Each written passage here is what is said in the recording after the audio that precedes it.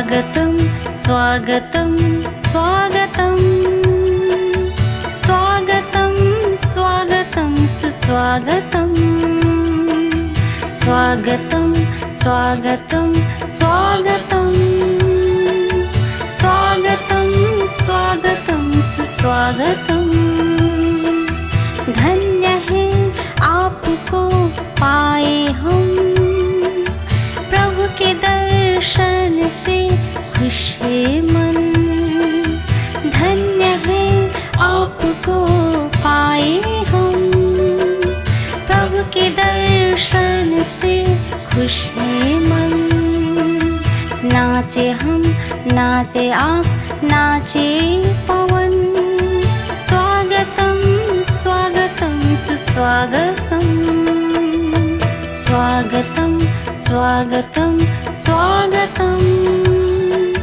स्वागतं स्वागतं सुस्वागतं स्वागतं स्वागतं सुस्वागतं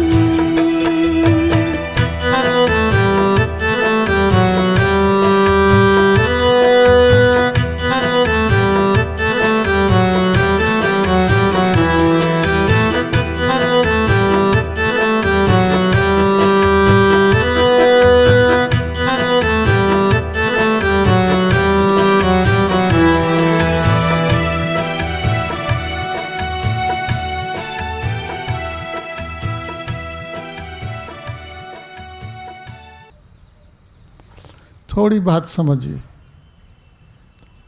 ध्यान का दो क्रम होगा। दोनों की शुरुआत कैसे करेंगे तो मेरे संग संग पहले बोलिए आप। 3 उच्चारण करेंगे महामंत्र का, इसकी स्मृति करिए। बहुत से लोगों को ये मंत्र स्मृति में है और बहुत से लोग नए हैं, उनको ये स्मरण नहीं है। तो लिखा हुआ लिख करके कहीं न कहीं खुद रखिए और लिखा हुआ पढ़िए। बोलिए, पूरी श्वास लीजिए। ओम भूर्भुवः स्वः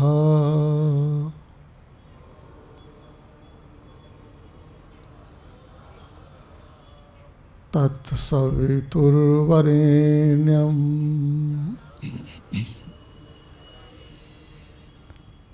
भर्गो देवस्य धीमहि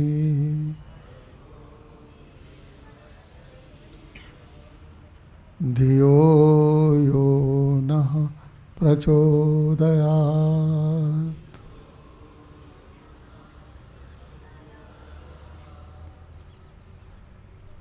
माताएं तो बोलती नहीं है, पूरे स्वर से बोलिए। आपको बोलना भी तो सीखना होगा, उसका उच्चारण करिए। बोलिए, ओम भूर्भुवः स्वः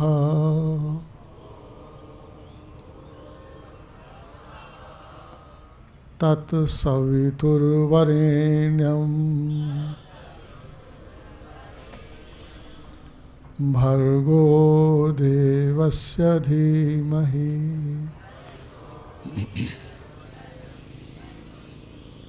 धियो यो नः प्रचोदयात्।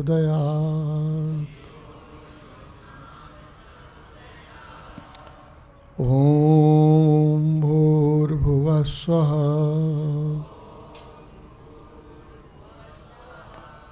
तत्सवितुर्वरेण्यं भर्गो देवस्य धीमहि धियो यो नः प्रचोदयात्।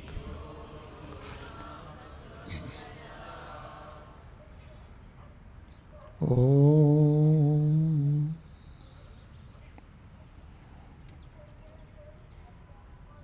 देखिए, एक जानकारी की बात आपको हम कहते हैं, ये जितनी भी हमारी पूरी उपासना की प्रक्रिया है और इसका जो क्रम है,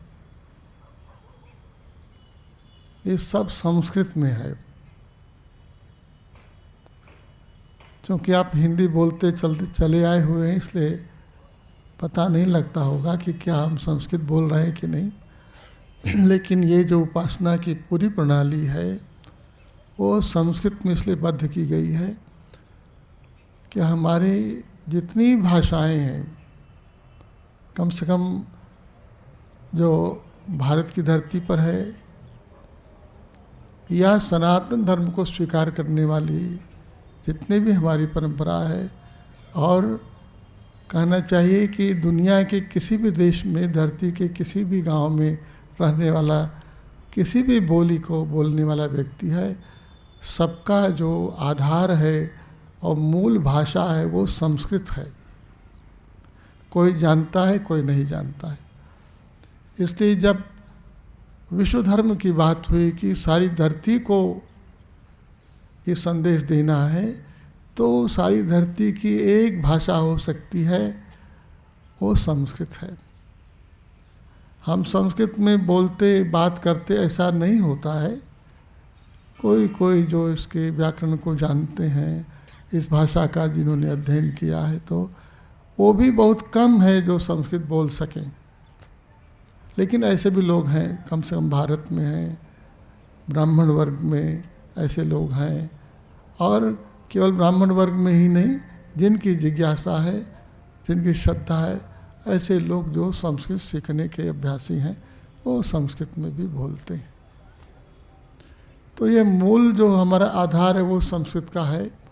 और इसलिए जो हम आपसे चर्चा करना चाहते हैं, जो हम आपसे कहते हैं, मेरी भी बहुत सी बात आपको बहुत स्पष्ट नहीं होती, नहीं समझ में आती है। उसका केवल कारण है कि संस्कृत से आप जो है थोड़ा दूर हो गए हैं। तो मेरी भाषा हिंदी तो हम भी बोलते हैं, लेकिन वो संस्कृत निष्ठ होती है, इसलिए आपको समझने में कठिनाई होती है। लेकिन आपको मैं बोलूं कि आप कहीं भी रहने वाले हैं, थोड़ा ध्यान देंगे तो आपको पता लगेगा कि आप हमारी भाषा को बहुत अच्छी प्रकार से समझ सकते हैं। और आज हम ये क्रम पूर्ण करेंगे, क्योंकि हमको आपको कल से एक थोड़ा समय तो है, लेकिन हम प्रवेश दिलाएंगे आपको। हमारे 4 वेद हैं ना, वेदों की भाषा संस्कृत की है। चारों वेदों का नाम आपको स्मरण में होगा। पहला वेद। और इसलिए जब मैं बोलता हूँ तो आप केवल, मैं प्रवचन करने वाला हूँ, आप श्रोता हैं, इस भूमिका में मत रहिएगा। हम तो आपसे बातचीत कर रहे हैं ना, हम बोलें और आप भी बोलें, हम समझें और आप भी समझें। देखो हम लोग मंत्र बोलते हैं ना, ओम सहना भवतु, बोलते हैं, ख्याल है, सहनौ भुनक्तु सह वीर्यं करवावहै तेजस्विनावधीतमस्तु मा विद्विषावहै। भाव क्या है कि हमको साथ साथ पढ़ना है, साथ साथ रहना है, साथ साथ अध्ययन करना है, और साथ साथ प्रभु से प्रार्थना करनी है कि हमारा पढ़ा हुआ, गुरु का बोला हुआ, आचार्य का कहा हुआ और शिष्य का श्रवण किया हुआ, ये सब तेजस्वी हो और समृद्ध हो। तो इसलिए केवल हम बोलें और आप सुने, श्रोता की तरह, बड़ा अच्छा लग रहा है, ऐसा कह करके जाएं तो कुछ भी अच्छा नहीं होगा। इसलिए हम चाहते हैं कि हमारे साथ साथ सुनिए भी और बोलिए भी और करिए भी, उसको जानिए भी। तो थोड़ा समय, जितना समय आपके पास है, उस समय में हम चाहते हैं उसको अच्छी प्रकार से खोल करके, जो माता जी ने अभी कहा कि मुझसे मिलने के लिए थोड़ा समय होना चाहिए आपका, तो देखो अपना सुख दुख तो आप हमसे कह सकते हो, मैं तो चाहता हूँ कि अपना ज्ञान अज्ञान बोलो, हम क्या जान पाते हैं, क्या नहीं जान पाते। यदि कुछ नहीं जान पाते हैं तो बोलो, ऐसा क्या है, क्या मतलब है। तो जितना होगा हम आपको चर्चा करेंगे, तो वार्ता पूरी होगी। मेरी बात समझ में? हाँ, ये जरूरी है। और दुख कहना, तो मैं समझता हूँ कि दुख का कारण केवल हमारा मन है, नहीं तो संसार में और कुछ दुख नहीं है। मुझे ख्याल है कि एक जिसे मार्किन बोलते हो ना, सबसे थर्ड क्लास का जो कपड़ा, ऐसा जिसे लोग बोलते हैं कि अरे ये तो साधारण ऐसा ऐसा कोई इसमें कोई बड़ा सौंदर्य नहीं है, लेकिन मुझे ख्याल है कि मैं एक मार्किन पहनता था और मार्किन का आधा जो है ऊपर ओढ़ता था, तो मैं अपनी कक्षा में दर्शन विभाग में जाता था। और यहाँ से कितना दूरी होगी, हम जहाँ हम रहते थे वहाँ से पत्थर गली से लेकर विश्वविद्यालय तक लगभग 10 किलोमीटर हो जाता था। देखो मैं चलता चलता जाता था और स्मृति में होता हुआ चलता था।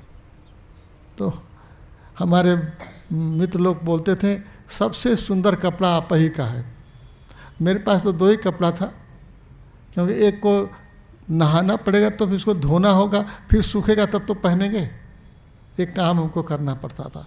लेकिन मैं आनंद में था, कोई दुख नहीं था। भोजन के लिए मेरे पास एक मिट्टी का बर्तन था, ऐसा खप्पर, और मैं भिक्षा करके आता था। भिक्षा में केवल चना मांगता था, कहाँ मैं बनाऊंगा, तो गांव में से जा करके चना ले आता था और भिक्षा पात्र में रखता था, फिर उसको भिगो करके वही मेरा आहार था। मैं बहुत पुष्ट था। कैसा मेरा स्वास्थ्य हो सकता है आपने देखा होगा। ये हमारी माता है ना, गंगा जी है ना, देखो गंगा जी को मैं यहाँ की प्रतियोगिता में भी भाग लिया था। उन्होंने पूछा आप क्या खाते हो, मैंने कहा ये चना खाता हूँ। उस प्रतियोगिता में क्या हुआ, यहाँ दशाश्वमेध से उस पार गंगा जी को देखो आप, बिना धारा में बहे हुए मैं तैर करके जाता था, तैर करके आता था, और इसी घाट से जा करके इसी घाट पर आता था। ऐसा नहीं कि प्रवाह बहा के ले जाए, ऐसा तो बल था। चना खाता था, और काशी में गुड़ मिलता है, छोटा गुड़, चना और गुड़, ये मेरा भोजन था। तो दुखी था मैं क्या, मेरे पास क्या। और आपको और आश्चर्य होगा, मुझे रहने की जगह कहाँ मिली थी। एक धर्मशाला था, धर्मशाला को मैंने बोला कि हमको रहना है क्या, कि हमारे पास जगह क्या है तुम्हारे रहने के लिए। हमने कहा अरे कोई तो जगह होगी, कितनी जगह चाहिए। मैंने कहा एक टाट जहाँ बिछा सकूँ, एक टाट में बोरा, एक बोरा देखते हैं ना, एक बोरा बिछा करके, और एक खिड़की थी, उस खिड़की के सामने हम अपना सामान क्या था मेरे पास, 2-4 मेरी किताबें रख लेता था, और उसी बोरे पर ये मेरा आसन था। इतना ही सब कुछ था, मैं आनंद में था। आप सोचो मैंने पढ़ाई की, मेरे पास पुस्तकें नहीं थी, मैं घंटों जा कर के पुस्तकों की दुकान में कहता था ये किताब, और मैं घंटों वहीं पढ़ता था। बोला कि अब खरीद नहीं सकते हो, अरे अब जब किताब पढ़ ही लिए तो इसका पैसा तो ख़त्म हो गया। मैंने कहा भाई किताब भी हम वापस कर देते हैं आपको, किताब भी वापस। ऐसा कुछ मैंने पढ़ाई किया, मेरे पास पैसा नहीं था, सामान नहीं था, साधन नहीं था, पढ़ाई होती रही।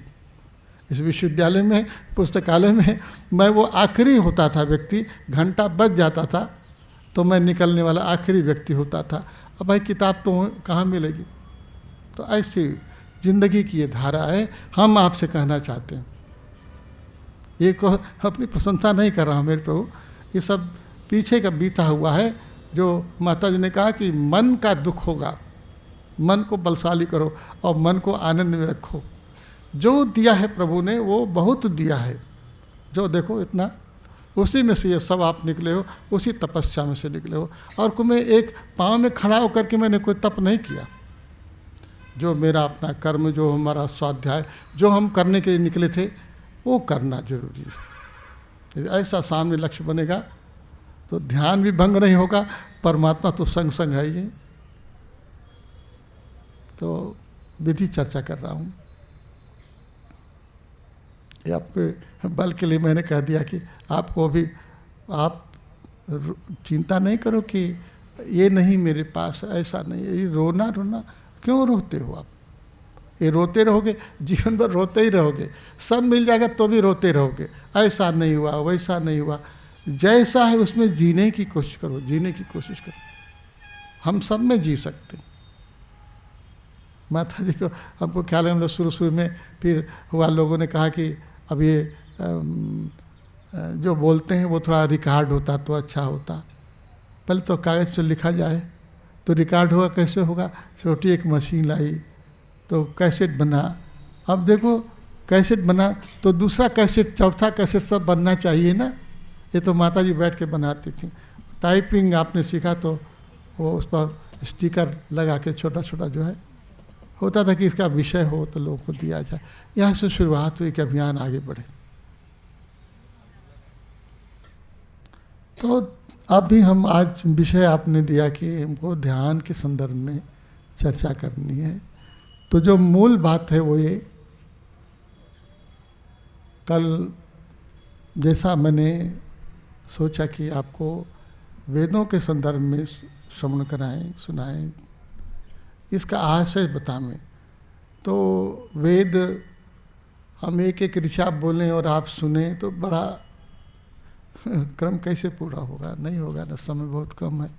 हम सार सुनाएंगे और इसी सार से हमने बिल्कुल शुरू में ख्याल करिएगा तो वेद दर्शन महोत्सव का प्रारंभ किया था। और मैं घूमता था, लोगों के पास जाता था, पूछता था कि आपने वेदों को देखा है? देखा आपने? आप सब लोगों ने देखा? वेद देखे हैं? मैं बहुत गांव में घूमा, 400 जहाँ जहाँ। पढ़ना तो दूर है, मुझे लोग मिले जो देखे तक नहीं कि मेरा वेद कैसा होता है। सुनते हैं कि वेद है, कोई बड़ा भारी होगा, कोई बहुत बड़ा जो है ऐसा, कोई क्या बोले आप, कोई बड़ी भयंकर चीज़ होगी ऐसा आदमी को लगता है। अरे वेद भी तो किताब है ना मेरे प्रभु। हर के घर में देखो बाइबिल है, कुरान है लोगों के घर में, एक ईसाई के घर में, एक मुसलमान के घर में, लेकिन तो वेद बोलते थे पढ़ना तो बहुत दूर, देखा ही नहीं है। और देखो आश्चर्य करो, ब्राह्मण के घर में जन्मे हो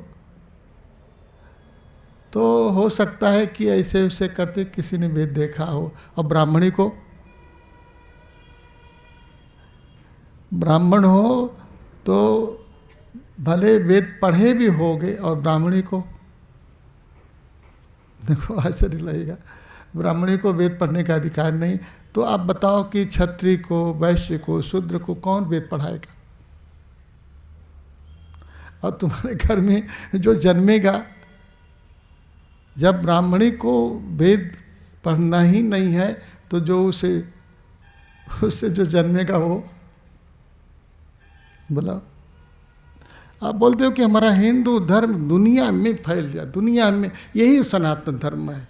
बोलो यही सनातन धर्म है जिसका वेद दुनिया में अब लोगों को दिखा रहे हो, आप बता रहे हो इसको न पढ़ने वाला है, न इसको देखने वाला है, न इसको सुनने वाला है। क्योंकि वेद ऐसी चीज़ है, तुमको न तो पढ़ने का अधिकार है न सुनने का अधिकार है। ये तो भाई बड़ी ऐसी चीज़ है कि ऐसा मंत्र है जिससे अब दुनिया को उलट पलट सकते हो। तो तुम साधारण आदमी, तुम क्यों इसको पढ़ोगे? क्यों पढ़ने की ज़रूरत है? तुम्हें क्या आवश्यकता है? मैं पढ़ूँगा, मैं जानूँगा, ऐसा मैं करता करता ये हमारा हिंदू समाज कहाँ पहुँचा? कहाँ पहुँचा? हमारे घर की चीज़ जब लोगों ने, दूसरे लोगों ने जरा इसको अंग्रेजी में अनुवाद किया, कुछ पढ़ा लिखा, उल्टा सीधा हमको पढ़ाया, तो हमने कहा वो बड़े विद्वान हैं। अरे वो पंडित, संस्कृत के बड़े पंडित हैं, बड़े विद्वान हैं, उनका आदर मैं नहीं किया। अपने घर का आदर, हमारे ऋषि मुनियों की चीज़, और जब बाहर का व्यक्ति हमको पढ़ाएगा तब हम जानेंगे। और इसलिए हमारे वेदों का अर्थ अनर्थ हुआ है मेरे बंधु। तो हम चाहते हैं कि वेद आप पढ़ो, आपके घर तक पहुँचे। अपने घर में वेद की, मेरे पास तो छापा खाना नहीं न कि छाप करके आपको दें, और छप करके यदि आपके घर पहुँचे भी तो उसका अर्थ कैसा होगा? तो मैंने कहा कि वेदों का भाष्य करना पड़ेगा, एक स्वबोध का जो वेद पढ़ना होगा। तो वो पुस्तक बाद में पढ़ेंगे आप, पहले आप इसको जानें कि पढ़ने के लायक आप हो सकें। तो हमने ये प्रारंभ किया वेद दर्शन महोत्सव। कि कम से कम लोग सुने। और 3 दिन हम सुनाते थे कि ये कौन कौन वेद होगा, ना बोलिए। पहला वेद, दूसरा वेद, हाँ कौन, दूसरा वेद यजुर्वेद, और तीसरा वेद, पहले वेद में क्या है नहीं पता है। हमारी जो ऋचाएँ हैं, हमारा जो संहिता है, जो उसका मूल सदग्रंथ है, जो ज्ञान का पक्ष है, हमारा ऋग्वेद है। और यजुर्वेद हम कैसे कर्म करेंगे, कर्म का क्या विज्ञान है, हम उसको जाने, ज्ञान के अनुरूप हमारा कर्म होवे, ऐसा हमारा यजुर्वेद है। यज्ञ का विधान कैसे करना है हमको पता होना चाहिए, हमारा कर्म यज्ञ में बदल सके, ऐसा जो शास्त्र है वो हमारा यजुर्वेद है। और केवल बाहर का कर्म नहीं, ये बाहर का कर्म होगा और हम उस कर्म के द्वारा जहाँ पहुँचेंगे वो हमारा प्रभु, हमारा जिसके लिए हम कर्म कर रहे हैं, ऐसा हो हमारा परमात्मा, उसकी हम उपासना कैसे करेंगे, ये हमारा सामवेद है। उपासना का ग्रंथ है सामवेद, कर्म का ग्रंथ है यजुर्वेद, ज्ञान का ग्रंथ है ऋग्वेद, और आज हम जो सुनाना चाहते हैं वो अथर्ववेद, चौथा हमारा ये चौथा कुंभ है, ये अथर्ववेद। अथर्ववेद क्या बताएगा आपको, अथर्ववेद क्या बताएगा? आज मैं केवल शब्द बताता हूँ, फिर आज का ध्यान बताऊंगा। ये इसलिए कि आपका समय न निरर्थक हो सके, इसलिए अथर्व माने अ माने क्या बोलते हैं, बोले? यदि अ लगा देते हैं कहीं तो अ माने क्या होता है? नहीं जी, क्या बोले? हाँ, जोर से बोले कि हम सुन सकें। नहीं है ना। और थर्व माने नहीं जानते। देखिए, ये सारा संसार, हमारा विज्ञान बताता है कि सारा ये जो संसार है ये गति में है। एक हम आपको उदाहरण देवें, आप जान जाएंगे। पहले रथ पर बैठ करके चाहता था व्यक्ति, जो जिनके पास हमको लगता है जो धनवान रहे होंगे, राजा लोग रथ में बैठ के जाते थे। रथ माने दो शब्द है ना, दो अक्षर है, र और थ, र थ मिल करके रथ बनता है। रथ जो है वो चलने वाला होता है, ख्याल करिए, रथ जो है। और हम जब नेपाल में गए तो हमसे लोगों ने पूछा था कि तुम्हारा थर क्या है, बोलो ख्याल में आता, ये नेपाली बंधु लोग जानते हैं, पूछते हैं तुम्हारा थर क्या है। मैंने कहा कि अब क्या मैं मुझे क्या बताऊंगा आपको, क्या थर है? थर जो है, देखो रथ का उल्टा यदि करोगे तो क्या बनेगा? थर बनेगा। रथ जो है वो चलने वाला है, और थर जो है क्या है, ख्याल में है? रथ चलने वाला है और उलट दोगे तो थर बनेगा। और थर माने जो स्थिर हो, ना चलने वाला हो। हमारा जो विज्ञान है वो बताता है कि संसार गतिवान है, संसार गतिशील है, सतत परिवर्तनशील है। भगवान बुद्ध ने कहा ये संसार जो है क्षणिक है, नाशवान है, मर जाने वाला है। सारे हमारे संत महात्मा बोलते हैं कि सब जो है ये संसार सपने की तरह उड़ जाने वाला है, चला जाने वाला है। और वो कहते क्या हैं हम खुद जानते हैं, खुद देखते हैं, जो आया है उसको जाना है। एक दिन संसार आया है, संसार को जाना है, एक यात्रा है। हम लोग भी रहेंगे नहीं, राम आए, कृष्ण आए, बुद्ध आए, महावीर, सब लोग चले गए। ये रथ में बैठे हुए लोग हैं ना, रथ जो है लेकर के चल रहा है, और थर जो है वो, मेरे बंधु इसको उलटो आप। मेरे बाबा ने, देखो एक बड़ी विचित्र बात सुनाऊं। मैंने जब देखा कि सारे ऋषि बैठे हुए समाधि में बैठे हैं, मैं वहाँ पहुँचा और मैंने प्रणाम किया कि हमारा ऋषि मंडल बैठा हुआ है। मैंने प्रणाम किया, सबके सर ढके हुए थे और कहना चाहिए कि एक ऐसा वस्त्र जो है सबके ऊपर लटका हुआ था कि किसी का चेहरा नहीं दिखाई जाता। मैंने किसी को देखा नहीं, केवल देखा कि बैठे हुए लोग हैं। मैं भी उसमें सम्मिलित हो गया, मैंने झुक के प्रणाम किया। आवाज़ आई। देखो ये अद्भुत बात सुनाता हूँ, ये हमारे अपने भीतर की बात है और इसको आज प्रकाशित कर रहा हूँ इस रूप में।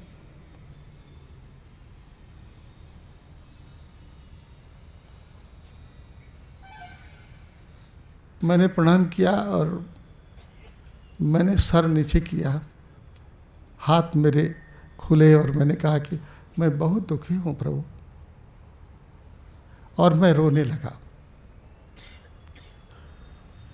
मेरे दुख का कोई निदान नहीं समझ में आता। ये आपका ये संदेश सारी दुनिया को जा सके कैसे होगा? केंद्र में बैठे हुए एक जो ऋषि ने जो कहा, मैंने आवाज़ सुनी तो मैंने अनुभव किया कि हमारे गुरुदेव बैठे हैं, बोल रहे हैं। उनकी आवाज़ मैंने पहचानी और उन्होंने एक संकेत दिया, एक दूसरे ऋषि को कहा कि इसको उलट दो। देखो मैं तो सर नीचे किए हुआ ऐसे पड़ा हुआ था और उन्होंने एक धक्का दे दिया। मैं उलट किया, मेरे प्रभु तुम्हारा समाधान है। मेरे प्रभु इस रथ को उल्टो आप। मैंने प्रणाम किया, मैं प्रसन्न हो गया, आनंद हुआ, मुझे पथ मिल गया। मुझे क्या करना, ये चौथा कुंभ होने जा रहा है और हर कुंभ के पहले भगवान का संदेश जैसे मिला है, इसका भी संदेश मुझे प्राप्त हुआ कि चौथा कुंभ जो है अब संपन्न होगा और अथर्ववेद का ये जो संदेश है वो सारी धरती को जाने वाला है। सारे वेद जो हैं, कल्पना करो, सारे वेद उपासना तक ले जाएंगे, कर्म का भी ज्ञान बताएंगे, ज्ञान भी बताएंगे, लेकिन अथर्ववेद गति को भी बताएगा और स्थिति को भी बताएगा, और स्थिति में गति कैसे है, गति में स्थिति कैसे है, इसको जान लेने वाला ही स्थित प्रज्ञ होता है। इसीलिए हमने अपने गुरुदेव का मंदिर बनाने का संकल्प किया था कि ऐसा स्थित प्रज्ञ जीवन इस धरती पर उतर सके, लोगों को ये स्मृति हो सके कि देखो भगवान तो उतर के आते हैं, भगवान आते हैं धरती पर। भगवान श्री राम आए, श्री कृष्ण आए, बुद्ध आए, महावीर आए, और मैं यदि बोलूं कि कबीर आए, नानक आए, देखो नाना रूपों में प्रभु इस धरती पर आए हुए, अपना संदेश देने के लिए आए हुए। ईसा आए, मूसा आए, सब लोग आए। वो लोग उनको भगवान नहीं कहते हैं, ये उनकी अपनी धारा है, लेकिन भगवान श्री राम आए, उनका जीवन ख्याल करो, उनके जीवन में कर्म भी था, योग भी था, ज्ञान भी था, भक्ति भी, सब कुछ लेके आए। लेकिन वो लेके आए और जब गए तो सारी अयोध्या उनके साथ चली गई। भगवान कृष्ण आए, जब चले गए तो सारी द्वारिका जो है जलमग्न हो गई।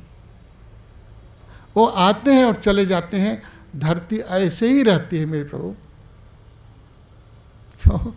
क्यों ऐसी रहती है? क्योंकि इसमें कोई स्थित प्रज्ञ नहीं होता है। हमारे गुरुदेव, देखो बताओ अपनी बात, इस मानव तन में हमको ऊपर ले जाना है, हमको जाना है, हमको वहाँ जाना है, कहाँ, उसको यहाँ ले आना है, तो मुझको ऊपर चलना पड़ेगा ना। इसका संदेश स्वबोध है, और इस मानव तन में हम स्थित प्रज्ञ हो सकते हैं, इसका जो विज्ञान हमको जानना चाहिए। एक विज्ञान जो है गति का है और एक विज्ञान स्थिति का है, इसको बताने वाला हमारा अथर्ववेद है। इसलिए इसी युग का जो वेद है वो अथर्ववेद है। और बहुत आश्चर्य करोगे, कहा कि वेदत्रयी, तीन ही तो वेद होते हैं, ये अथर्ववेद तो होता ही नहीं। ये भी एक सोच है। तीन वेदों को चूँकि लोगों ने जाना है तो तीन वेद होते हैं और अथर्ववेद का पता ही नहीं। अथर्ववेद ही है जो हमारे समस्त समस्याओं का समाधान करने वाला, समाज से जुड़ने वाला। और इसलिए यह जो हम आपसे चर्चा करते हैं, सर्वमुक्ति का संदेश हमारे अथर्ववेद का संदेश, कि हर मानव मुक्त हो सके और हर मानव स्थित प्रज्ञ हो सके।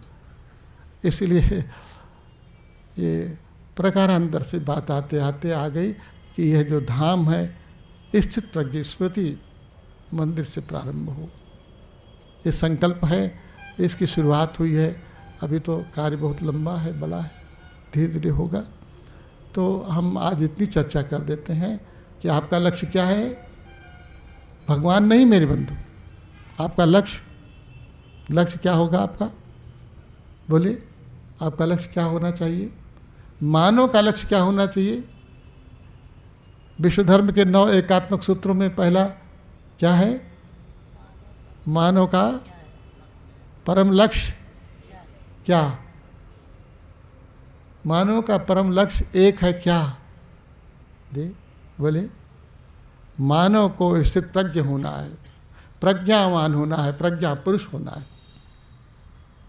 ये लक्ष्य मानव के भीतर होना चाहिए। मानव को भगवान को पाना है, ये लक्ष्य तो सब लोगों ने सुनाया है, बताया है।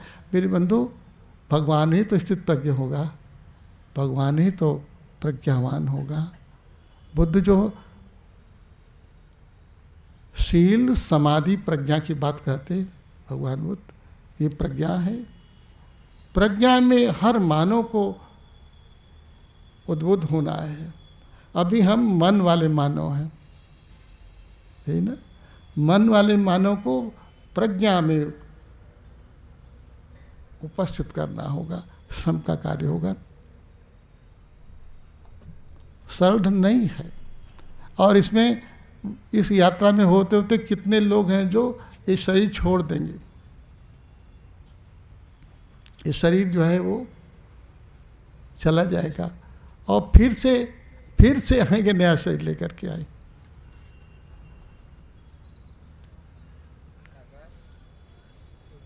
तो मेरी बात समझ में आती है। इसलिए मैं आपसे कहता हूं कि आप मुक्ति की आशा मत करो।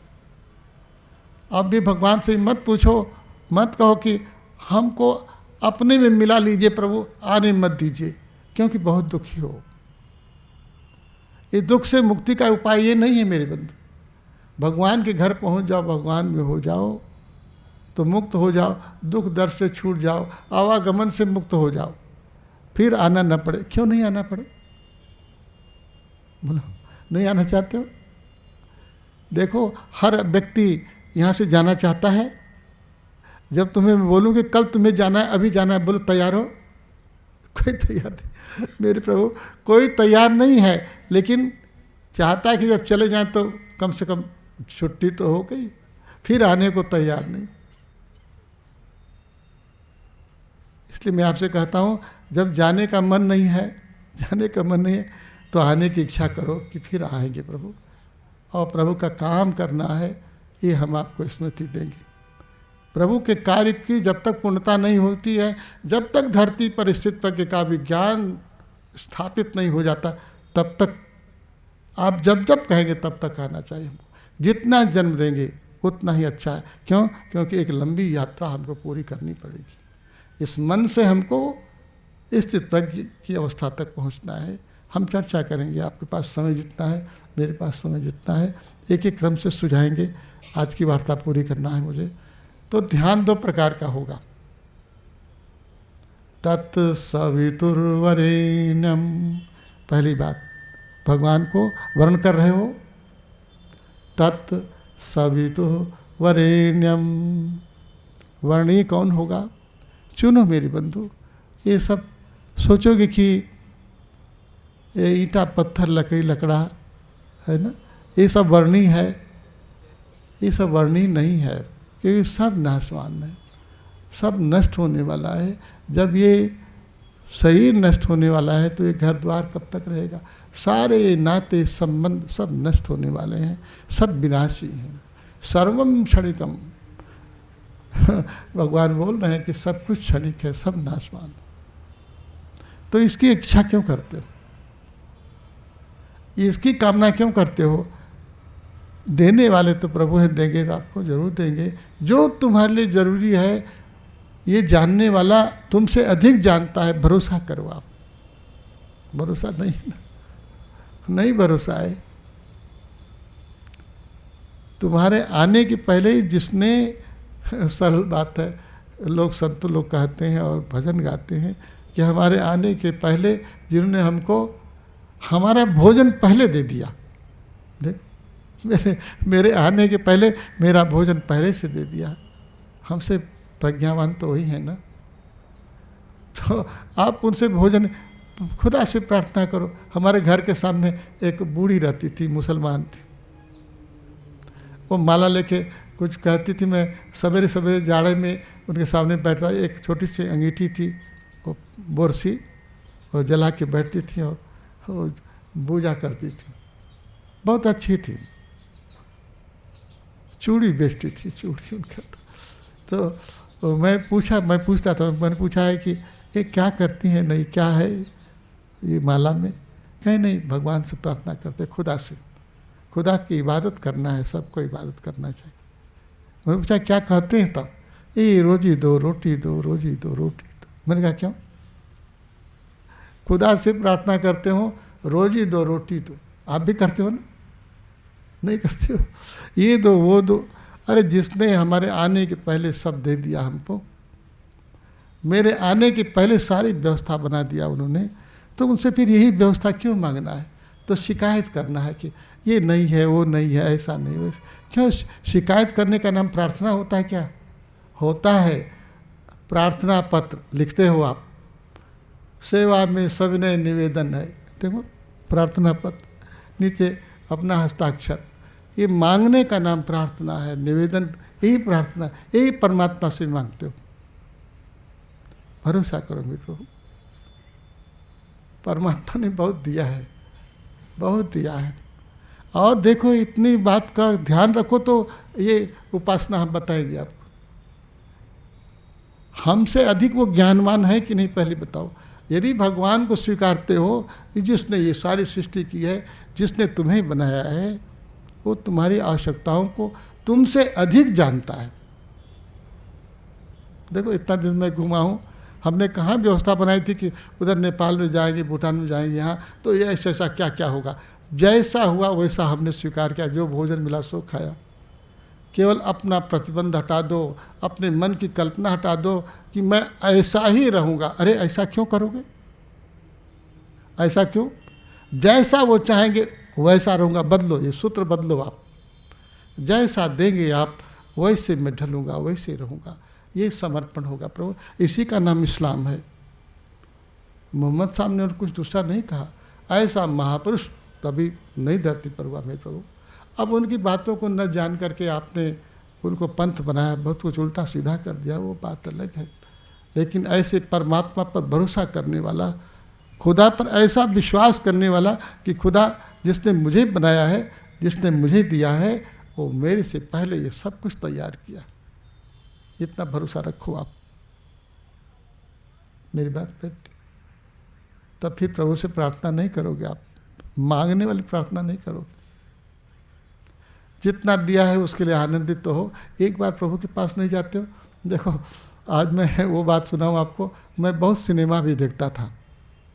मेरे विद्यार्थी जो है, वो जब उनको लगता था कि हमको फिल्म देखना है, तो बोलते थे कि वो आनंद जी से कहो, वो हम सब लोगों को दिखाएंगे। मेरे साथ 10-10, 11-11 लोग जाते थे, सबका मैं टिकट लेता था। मेरे पास पैसा नहीं था।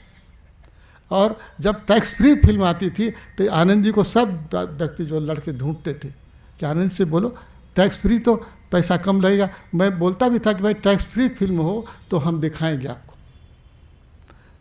और हमने टैक्स फ्री फिल्में देखी मेरे बंधु, कला फिल्में देखी। आपने देखा कि नहीं? देखा होगा आपने।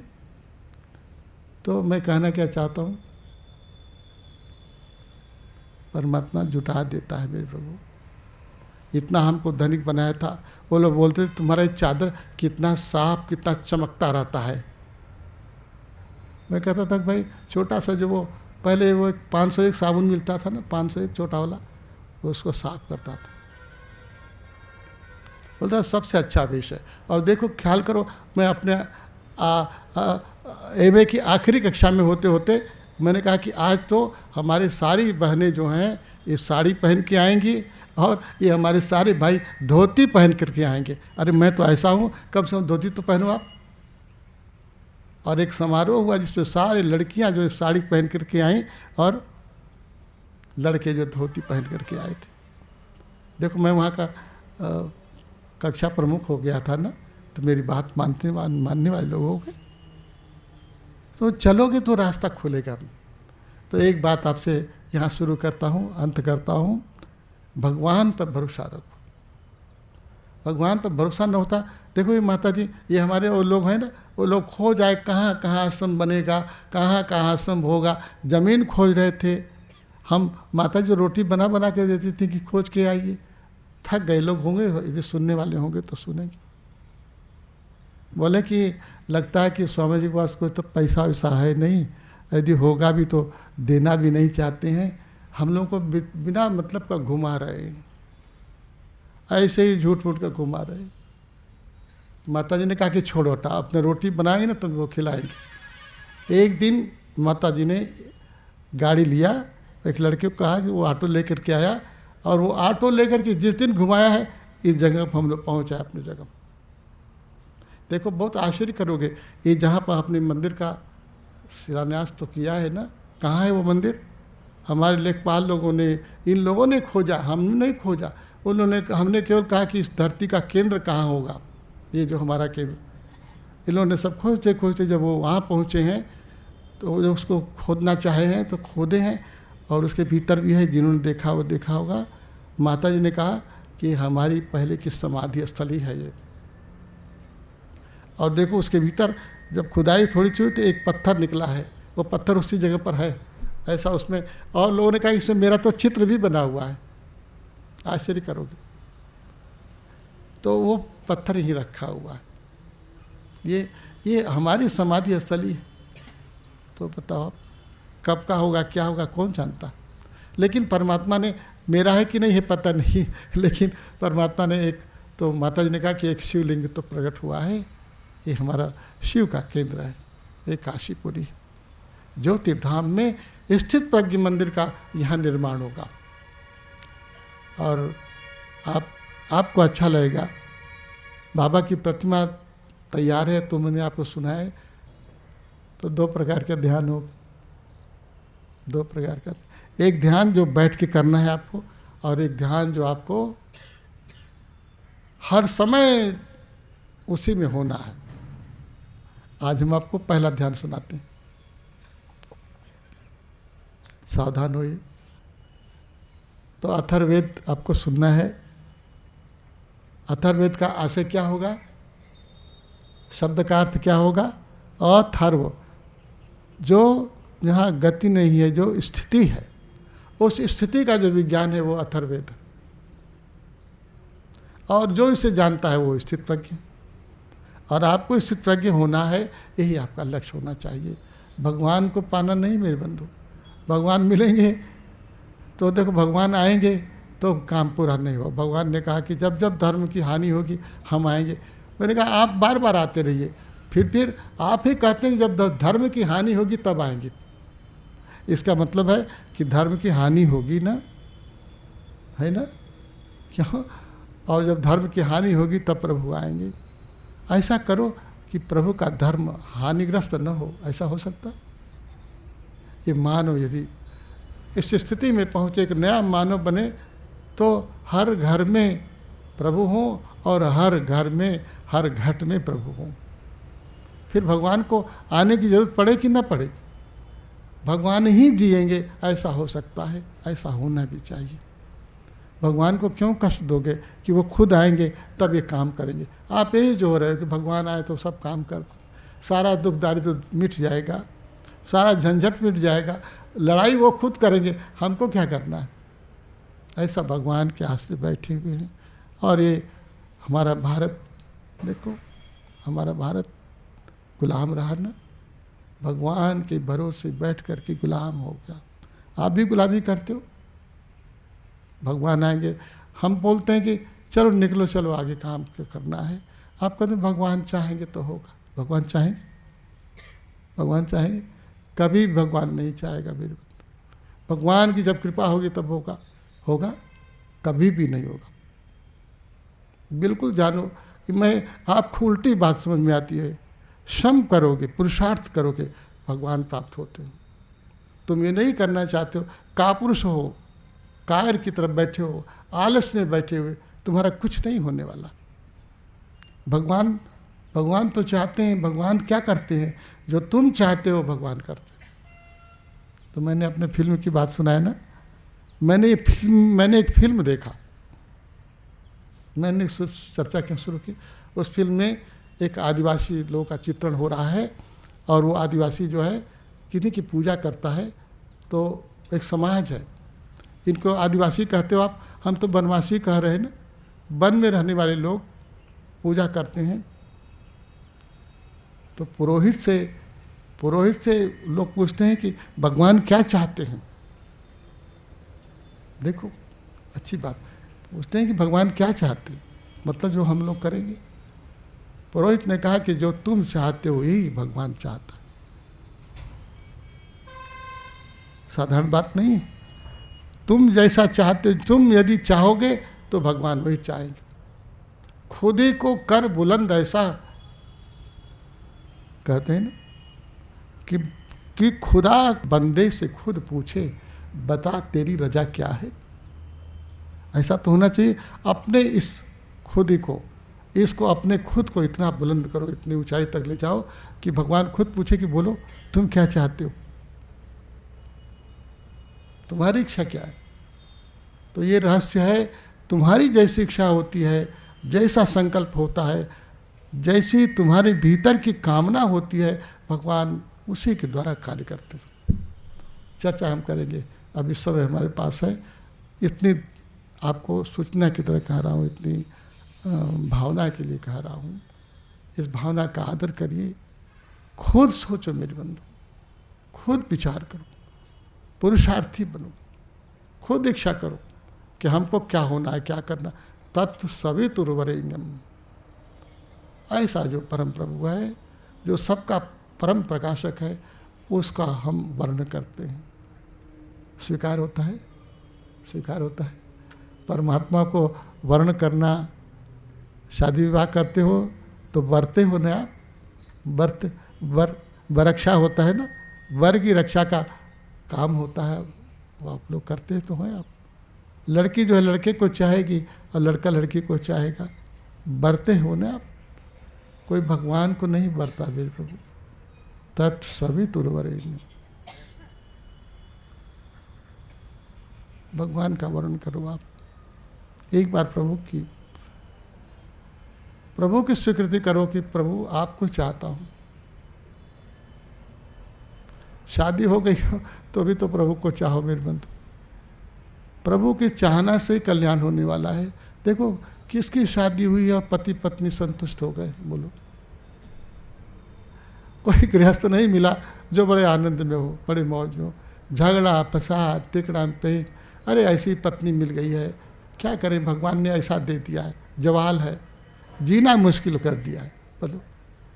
इसी के लिए मर रहे थे कि शादी हो जाती तो बड़ा अच्छा था, कम से कम 2 रोटी बना कर देने वाला तो कोई मिलता। अब मन होता है कि ये सब राशन पानी सब पटक दें, ये रोटी क्यों, हम अपना रोटी बना के खाएंगे, तुम्हारा बनाया नहीं खाएंगे। बोलो क्यों? देखो धरती पर कभी संतुष्टि नहीं होगी।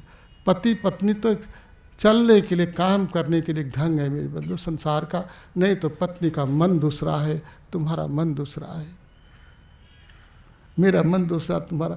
सही धरती पर आए हुए हर आदमी का मन अलग अलग है और अपने मन के अनुसार चलता है व्यक्ति।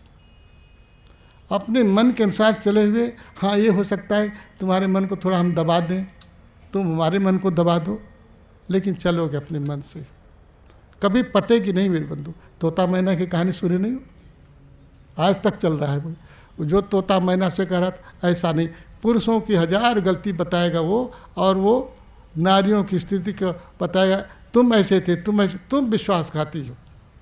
कुल मिलाकर अंत में पति पत्नी का संबंध विश्वासघात पर पहुंच जाएगा कि एक दोनों दोषों के विरोधी हैं, विश्वासघाती। तो मैं तुम्हारी निंदा नहीं कर रहा हूँ मेरे प्रभु, निंदा नहीं कर रहा हूँ। ये वस्तु स्थिति यही है। मन में रहने वाला मानव कब एकत्व में पहुँचेगा? जब वो अपनी आत्मा में पहुँचेगा। आत्मा ही है जो सबकी समान है, हिंदू की भी, मुसलमान की भी, ईसाई की भी, पति की भी, पत्नी की भी, सबकी जो आत्मा है। और इसलिए आत्मा न तो पति है किसी का, न तो किसी की पत्नी, न तो किसी का लड़का है, न तो किसी की लड़की। ऐसा जो आत्मा का ज्ञान है, जब तक धरती पर ये नहीं आता है तब तक धरती की शांति कहाँ हो सकती। तो अथर्ववेद जो है वो आत्मविज्ञान है। इसको हमारे अथर्ववेद ने खुद कहा कि ये ब्रह्म विज्ञान है, ये ब्रह्म विद्या का। तो आज इतनी चर्चा किया हूँ। एक ध्यान जो है बैठ के करने का है और एक ध्यान जो है इस गति में रहने का है। तो मेरे संग बोले तत्सवितुर्वरेण्यम। मेरे कहने से मान लो मेरे प्रभु, भगवान को स्वीकार करो, है ना। आपने हमको स्वीकार कर लिया, तो मेरी बात का आदर करो, भगवान को स्वीकार करो। और ये स्वीकृति हो जाएगी तब ये यात्रा प्रारंभ होगी। आज हम बताना चाहते हैं क्या आपको।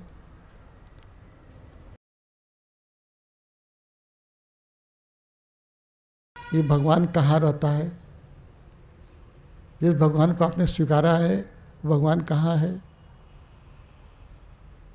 कहाँ है? कहाँ रहता है? भगवान सर्वव्यापी है, भगवान सर्वत्र है। लेकिन जो सर्वव्यापी है, देखो हवा सर्वत्र है ना, सर्वत्र है, लेकिन तुम्हारे साइकिल के पहिए में हवा नहीं है, तब साइकिल चलेगी? भगवान सर्वव्यापी है, सर्वत्र है, लेकिन हम आपसे कहना चाहते हैं कि अपने साइकिल के पहिए में भी तो हवा भरो आप। उसमें हवा रहेगी तब साइकिल चलेगी, नहीं तो पंक्चर, फिर साइकिल तो चलेगी नहीं। इसलिए उस भगवान की तलाश करो, उस भगवान की स्वीकृति करो जो भगवान तुम्हारे भीतर रहता है। कहाँ रहता है? कहाँ रहता है? कहाँ रहता है? ईश्वरः सर्वभूतानां, भगवान बोलते हैं ना, अर्जुन को बताते हैं, ईश्वरः सर्वभूतानां हृद्देशे अर्जुन तिष्ठति भ्रामयन् सर्वभूतानि यंत्रारूढ़ानि माया। ख्याल में आता है?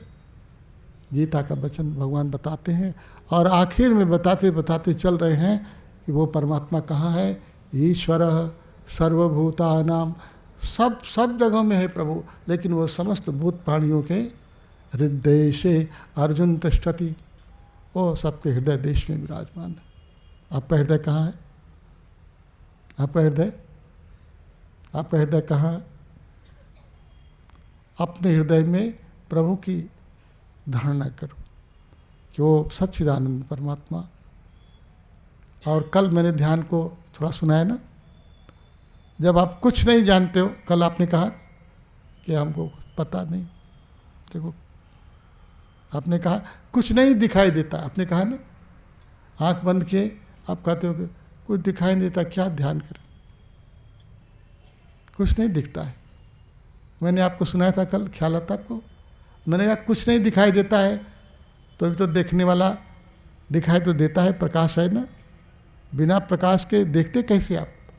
ये अंधेरा नहीं दिखाई दे रहा, आप कहते हो कि यहाँ बहुत अंधेरा है, तो देखते हो तभी तो कहते हो, नहीं क्या? मेरी बात समझ में आती? प्रकाश तो वहाँ भी मेरे प्रभु। अब वो प्रकाश कैसा है? अब आप सोचते हो कि ऐसा सूरज वाला प्रकाश तो नहीं है, लेकिन एक प्रकाश है जो अंधेरे को भी देखता है। कोई भी दुनिया में ऐसा नहीं है, सूर्यदेव न रहे, अंधेरा पूरा चले जाएं तो अंधेरा ही तो हो जाएगा, पूरा अंधेरा घिरा हुआ है चारों तरफ, लेकिन हम हैं तो हमको पता होता है कि अंधेरा है। इसका मतलब है कि एक ऐसा प्रकाश है जो इस अंधेरे को भी देखने वाला है। यदि इतनी बात स्पष्ट होती है तो आगे बढ़ें, बोले। ये माताओं को समझ में आता है?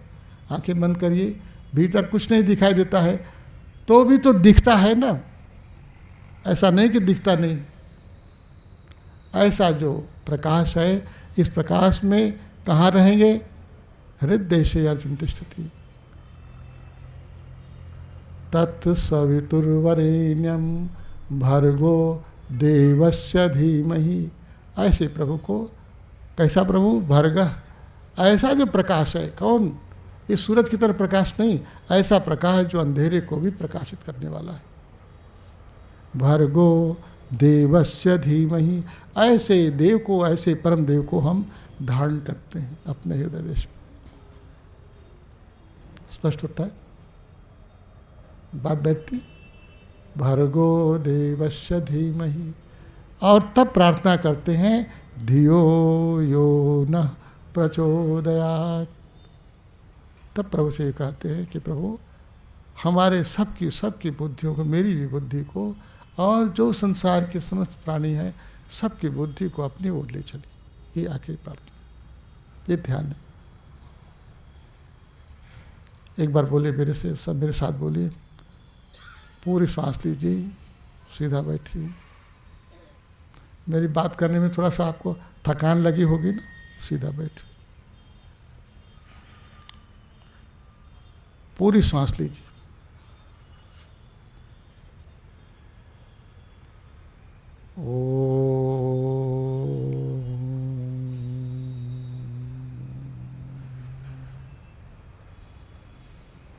बोलें, मेरे साथ बोलिए।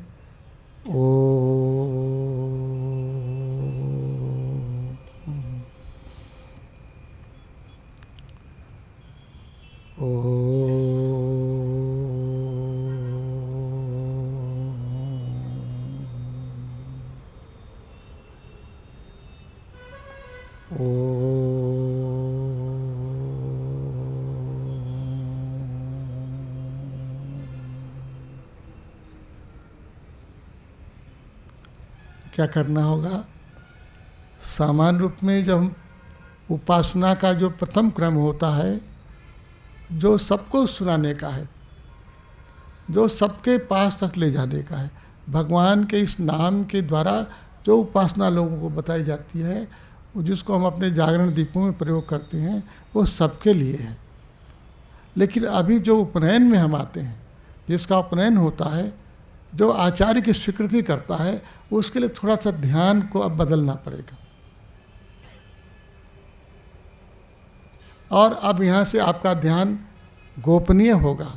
गोपनीय इस अर्थ में नहीं कि बताना, कि लोग वो जाने नहीं, बताना हो सकता है, लेकिन उसको जिसका उपनयन हो रहा है, जो आचार्य की स्वीकृति नहीं करता है, उसको इस ध्यान में नहीं ले जाना है।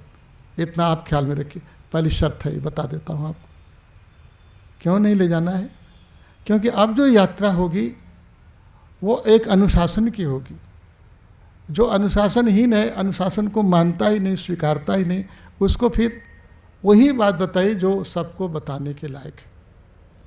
तो जागरण दीप में जब हम मिलन करते हैं तो परमात्मा के नाम की उपासना होती है।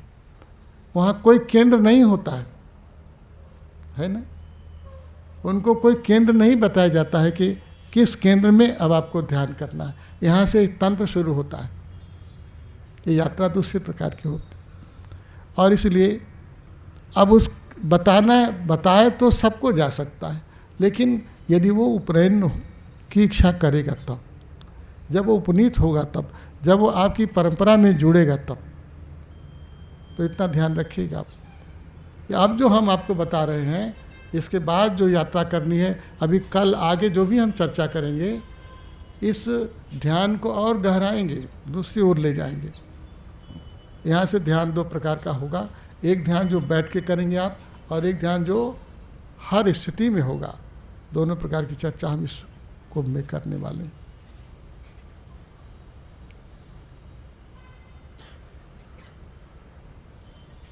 तो अब क्या करेंगे आप? मंत्र तो वही होगा, नाम प्रभु का वही होगा।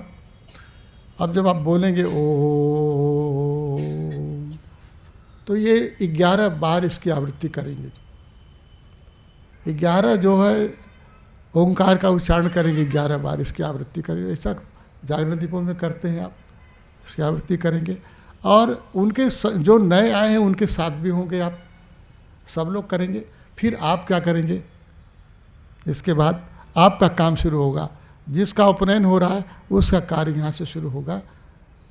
धीरे धीरे ये ओंकार जो है, देखिए हम बोलते हैं और आप जानिए ओ,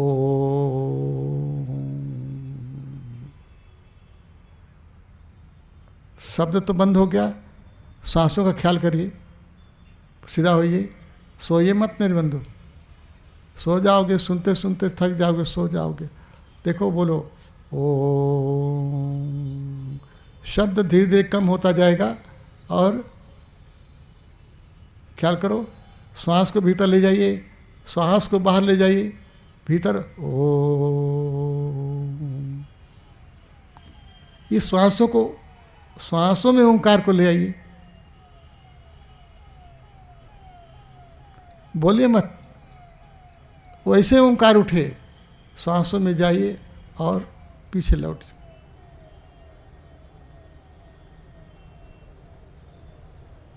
समझ पाते नहीं, समझ पाते हो जा तो बोलिए ओ।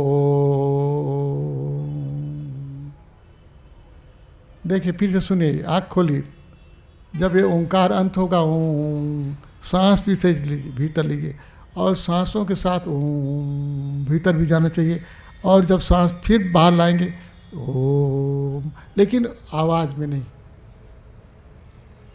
सांसों के क्रम में करिए। होता नहीं होता तो करिए, अपने में समझिएगा, करके देखिएगा, नहीं समझ में आता है फिर अपने में पूछेगा किसको होता है नहीं होता, सरल चीज़ है।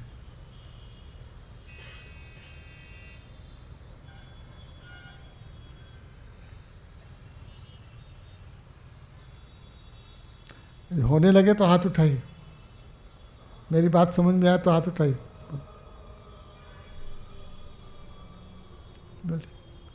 जिनको न समझ में आए तो अभी बहुत लोग हाथ नीचे ही किए, हाथ उठाई बोलिए होता है तो आगे बढ़े ना। छोटी सी और बात, बहुत नए लोग भी हैं तो नहीं समझ पाते हो, लेकिन सरल है, समझ जाए। पूरी सांस, सदैव सांस पूरी होनी चाहिए, तब ये ओंकार भीतर से भी उठेगा और भीतर जाएगा भी। बैठता है। और तीसरी बात इसमें जोड़नी पड़ेगी, पहला ओंकार वाणी से वाचिक होगा, और दूसरा सांसों में होगा, और तीसरा जो है कहाँ होगा, देखिए सो रहे हैं, सोइए मत, इसलिए चाहते हैं ना कि रात में जल्दी सोइए। आप लोग तो खुद ही नाचते गाते, हम देखो वहाँ जो प्रतीक्षा करते हैं 12 बज गया, ऊपर जो लोग सोने वाले हैं खाते पीते ये बात वो बात गप सप करते करते 12 बजाते, फिर सवेरे जागना है, सवेरे भोर में कैसे जागोगे आप, सही सोओगे तभी तो जागोगे आप। और हमारी तरह देखो 3 बरस तक सोया ही नहीं, नींद ही नहीं आई, तो क्या होगा, पागल तो हो जाओगे, तो पागल हो जाओगे। तो बताओ, ऐसा नहीं करें मेरे बंधु। युक्त आहार विहार से, ठीक से खाओ, ठीक से सो, साधना करनी है, व्यवस्थित होकर के रहो, जितना खाना है उतना। हाँ, सोच रहे हो कि अब दिन भर नहीं खाएं, खूब अच्छा से खा लेंगे बहुत पेट, थोड़ा कम खाओ ना। रात्रि का भोजन थोड़ा कम है, रात्रि में भी चावल खाते हैं आप लोग, यहाँ की रोटी बनती, क्या बनता है, चावल, तब चावल खुद अच्छा से खा लो, है। चावल खाएंगे, चावल किस लिए नहीं खाना चाहिए कि चावल निद्रा ले आता है, नींद आएगी, और रोटी भी नींद ले आएगी। जब बहुत खा लोगे 3 4 5 6 आते ही जा तो कब सोओगे, थोड़ा कम सो, मेरे नींद को बचाओगे तभी न होगा थोड़ा, तब यहाँ तो कम से कम अभ्यास करो आप। इसलिए तो अभी पिछली बार ये भोजन बनाने वाले परेशान थे, हर दम लाल चाय लाल चाय लाल चाय। हमने कहा लाल चाय माने क्या, बोला कि जब भी चाहते हैं तभी लाल चाय चाहिए। हमने कहा क्यों, 2 बार चाय बनाओ, जो चाय काढ़ा जो बनता 3 बार हो सकता, 4 बार हो सकता। दिन भर क्यों पियोगे मेरे बंधु? दिन भर तो नहीं चाहिए। थोड़ा भोजन को संयमित करिए। और आज आपको हम बताना चाहेंगे, आज शाम से 9 बज जाए तो जब तक सवेरे हम यहाँ न बैठेंगे तब तक तो आपको मौन रहना चाहिए। वाणी को बंद करो। ये क्रिया बताने जा रहा हूँ। ओंकार का एक क्रम बोल के होगा, उपासना के लिए होगा। उपासना के 2 प्रकार तो उनको सुनाया था। उपासना का पहला प्रकार जो है जागरण दीपों के लिए होगा, और उपासना जिसका उपनयन हो रहा है, अब ये दूसरा क्रम बता रहा हूँ। रात्रि के 9 बजे के बाद, अब आप बोलो कि बिना बोले तो काम नहीं चलेगा, थोड़ा ऐसे भी तो काम चलाओ बिना बोले। शान में टक्की करके करो, नहीं से करो, करके देखो। जो काम है जल्दी पूरा करो, आप जल्दी पूरा करो, जल्दी सो आप। नहीं तो देखो हमको वो बंद करना है तो हम देखते रहेंगे कि 12 बजे हमको भी सोने दो मेरे बंधु। हम तो आपके पहले से जाग लेते हैं, माता जी जाग जाती है, आप सो ही रहते हो। यहाँ बाद में देखो माता जी को कहना पड़ा ना, सब तैयारी पहले करो, अब आने के बाद सब तैयारी करो, दौड़ दौड़ करके आना शुरू करो। पहले हम आ जाए, वहीं से देखो कि बैठे हैं कि नहीं। बैठे तब आओगे क्या? तुम पहले आओ ना, तुम पहले आओ। अपने भीतर श्रद्धा होगी, जिज्ञासा होगी, आप बैठो ना, बैठ कर तुम ध्यान करो। कौन मना करता है? सुंदर समय है, अवकाश मिला है, घर का झंझट नहीं है, तो कम से कम इसीलिए आए हो। तो आप क्रम पूरा करते हैं। पूरी सांस लेंगे, मुंह से बोलेंगे, और 11 आवृत्ति हो गई अब मुंह से बोल करके। अब मुंह को सांसों की कर सुमिरनी, आज इतने सुनाता हूँ। सांसों की कर सुमिरनी, अजपा को कर जाप, ब्रह्म तत्व जो आप है सो हम आप ही आप। संत बोलते हैं ना, संतों की वाणी है, ब्रह्म तत्व जो सार है सो हम आप ही आप। यदि वही हो जाना है मेरे प्रभु, तो यात्रा शुरू करो। सरल, इतनी सरल चीज है, कोई कठिन बात नहीं है। जीवा को बंद कर देखो, मुंह बंद। और जीवा कहाँ जाएगी? मुंह बंद और जीवा, हाँ ऊपर तालू से लगा। अब जीवा का काम नहीं, ठीक है? याद आता है जीवा को ऊपर तालू से। 11 आवृत्ति जो है, अब जीवा को जब लगा लेते हो यहाँ, अब यात्रा शुरू करो। श्वास पूरी लो, पूरी श्वास लो। जब तक ओंकार बोल रहे थे तो भी श्वास पूरी लेना चाहिए, और अब सांसों में ओंकार करो। सरल बात इतनी है। श्वास पूरी खींचे, और नासिका से श्वास तो बाहर जाएगी और ओंकार भीतर से आएगा। ओम। यदि आपको कठिन लगे तो कम से कम ऐसा करो, जीवा तो लग गई है, अब नाक से बोलो, ऐसा भी कर सकते, जानने के लिए, समझने के लिए, है ना। नाक श्वासों में अभी नहीं पहुंच पाते हो तो बोलो,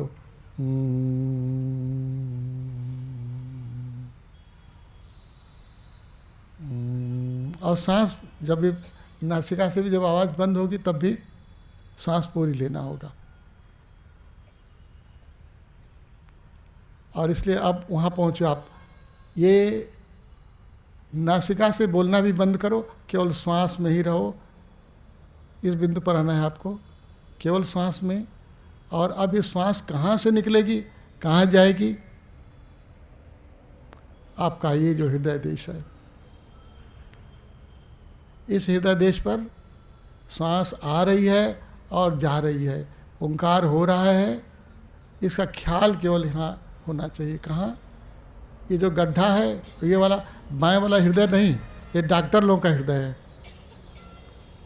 जो हृदय फेल कर जाता है ना, हार्ट फेल होता है, तो ये हृदय जो फड़कता रहता है, वो जो धड़कता रहता है, वो हृदय नहीं मेरे बंधु। ये हृदय जो जिससे अब छाती के मध्य में जो अंगूठे की तरह ऐसा जो गड्ढा है, ये तुम्हारा हृदय देश है। ये हृदय देश क्यों? क्योंकि तुम्हारे सृष्टि का जो केंद्र है वो यहाँ है। तुम्हारे शरीर का जो है वो केंद्र है यहाँ।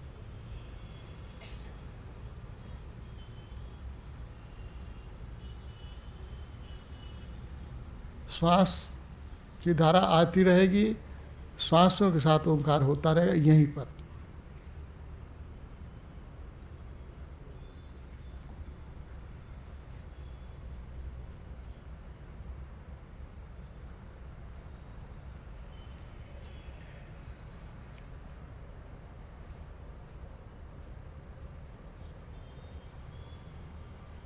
हमारे भगवान बुद्ध ने जो मंत्र दिया है, देखो कैसा अद्भुत है। भगवान बुद्ध ने कहा कि ओम मणिपद में हूँ। बहुत सुंदर बात है, स्मृति में ले आओ आप। उन्होंने कहा कि ओम मणिपद में हूँ। ऐसा जो मणि है, मणि पद्म, पद्म देखिए, ऐसा जो कमल है यहाँ हमारे हृदय में है। इस हृदय में परमात्मा की स्मृति होगी। इसी को भगवान बोलते हैं हृदय से अर्जुन तिष्ठति। यहीं पर भ्रामयन् सर्वभूतानि, यहाँ स्थित होते हुए परमात्मा समस्त भूत प्राणियों को संचालित करते हैं, चलाते, तुमको भी चलाते हैं। यदि यहाँ हो सकोगे तो धीरे धीरे तुम परमात्मा के स्वर के साथ एक हो सकोगे। यहाँ से यात्रा शुरू होगी। आज इतना ही करना। ध्यान के संदर्भ में दो चीज़ें याद रखनी है, ये हृदय देश, और हृदय देश में वो जो प्रकाश है, जो अंधेरे को भी जानने वाला, अंधेरे को भी दिखाने वाला जो प्रकाश है, उसी शांत भाव में, मौन भाव में थोड़ी देर रहिए आप। जब तक मन करे, बहुत देर मत रहिए। थोड़ी देर में मन संसार में जाने लगेगा, संसार की कल्पना आने लगेगी। तो जैसा आप पहले अपनी उपासना में करते थे वैसा ही करना होगा। प्राथमिक उपासना में जो उसके आंतरिक चरण यदि आपने जाने, हम चर्चा कर देंगे, यदि नहीं पता होगा फिर से बता देंगे, शाम को चर्चा करेंगे। बोले सदगुरुदेव भगवान।